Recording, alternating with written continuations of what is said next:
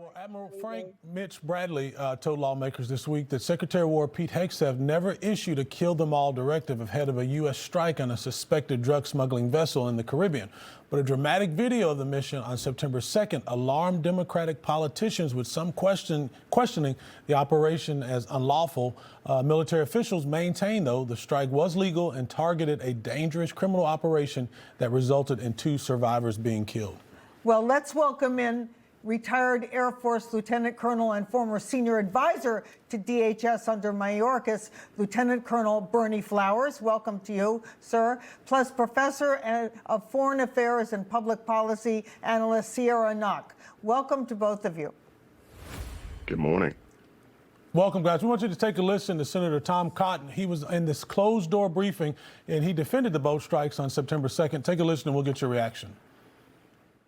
The first strike, the second strike, and the third and the fourth strike on September 2nd were entirely lawful and needful, and they were exactly what we'd expect our military commanders to do.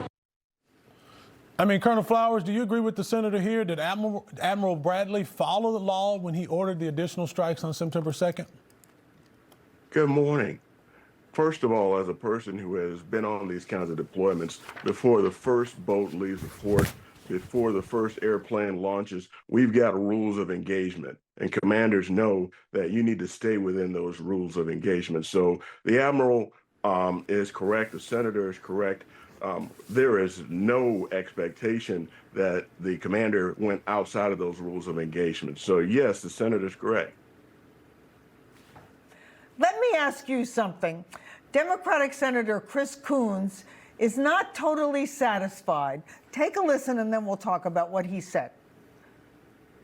I have more policy questions than ever about the framing of the mission, the rules of engagement. I'm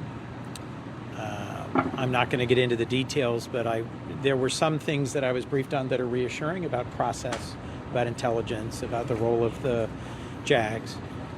But more broadly, what we are asking the men and women of our armed forces, and in particularly special forces, to do, I think still lacks clear justification.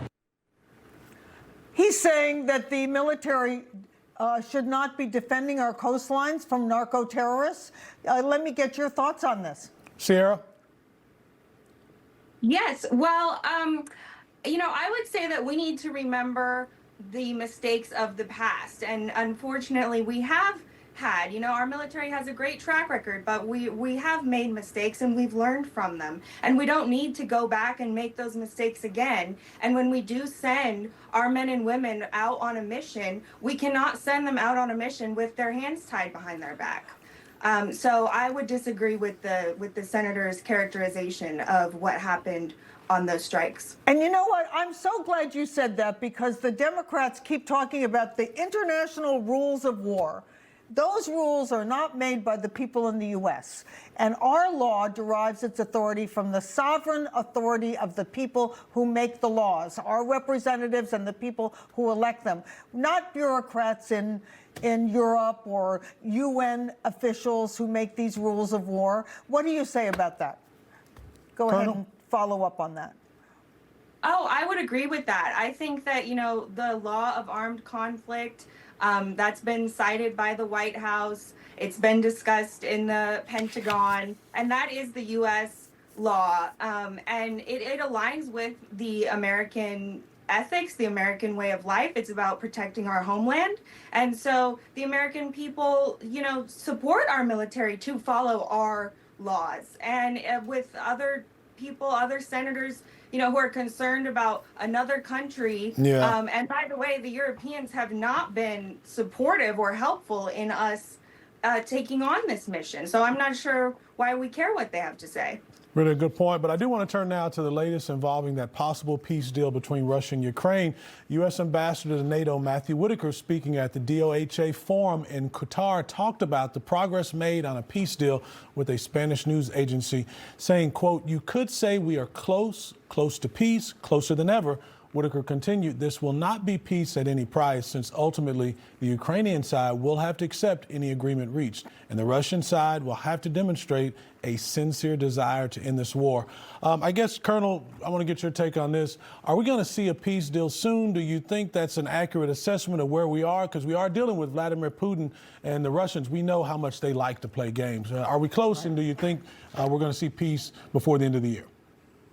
Before the end of the year, that's a tough one right there. But I like to see the idea of progress. I mean, it's kind of like 3 yards in a cloud of dust in football. We're moving towards a goal, you know. But the issue of the day is, yeah, we just can't afford this anymore. It's a dangerous precedent to be, you know, having a nuclear armed adversary involved in a proxy war. We shouldn't have never gotten ourselves involved in this. And I know that the president's doing everything he can to make this stop, and I support him 100%. Yeah, they never should have been allowed to invade, and this wouldn't have happened if Donald Trump had been the president. Remember when the previous president said, well, they're just going to invade a little. Yeah, that's right. Just a little.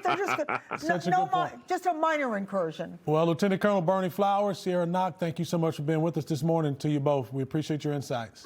And have a great day. Next.